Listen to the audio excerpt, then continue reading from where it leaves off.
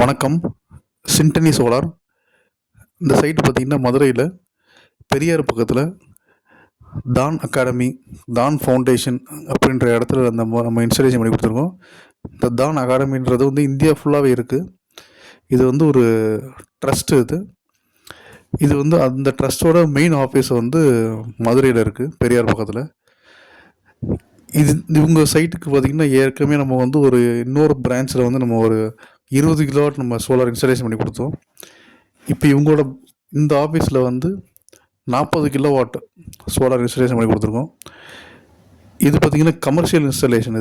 இது நம்ம ரெசிடென்ஷியல் மாதிரி கிடையாது. வீட்டுக்கு பார்த்திங்கன்னா 100% யூனிட் மைனஸ் பண்ணிடுவாங்க. ஆனால் கமர்ஷியலில் வந்து ஒரு எவ்வளோ யூனிட் எக்ஸ்போர்ட் பண்ணுறோமோ அந்த எக்ஸ்போர்ட் பண்ணுற ஒவ்வொரு யூனிட்டுக்கு வந்து 3 ரூபா அப்படின்ற வந்து பில்லில் கழிச்சுக்கிடுவாங்க. அதனால் கமர்ஷியலில் வந்து மார்னிங்லேருந்து ஈவினிங் வரைக்கும் எவ்வளோ நம்ம வந்து சோலார்லேருந்து நம்ம ஃபுல் கன்சப்ஷன் எடுத்துக்கிறோமோ அவ்வளோ நம்ம வந்து கரண்ட் பில்லை மிச்சப்படுத்தலாம். நம்மளோட ப்ரைமரி ஃபோக்கஸே வந்து கமர்ஷியலில் வந்து மார்னிங்லேருந்து ஈவினிங் வரைக்கும் உள்ள லோடை வந்து கம்ப்ளீட்டாக சோலார் கொண்டு வர்றது. ஈவினிங்க்கு அப்புறம் உள்ள லோடை மட்டும்தான் ஈபிக்கு யூஸ் பண்ணுறது.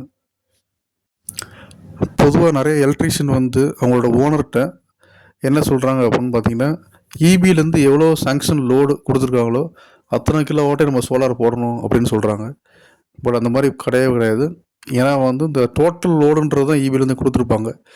மார்னிங்லேருந்து ஈவினிங் வரைக்கும் உள்ள லோடு வந்து உங்களுக்கு எவ்வளோ கிலோவாட் கொடுத்துருக்காங்களோ அதுலேருந்து ஒரு 70% 60% அது ஒவ்வொரு இடத்துக்கும் மாறுபடும். அது எப்படி பார்க்கணுன்னா, காலையிலேருந்து சாயங்காலம் வரைக்கும் எவ்வளோ யூனிட் கன்சப்ஷன் உங்களுக்கு வந்து யூஸ் ஆகுதோ அதை மட்டும் நம்ம மீட்டரில் பார்த்து அதுக்கு மட்டும் சோலார் போட்டால் போதும்.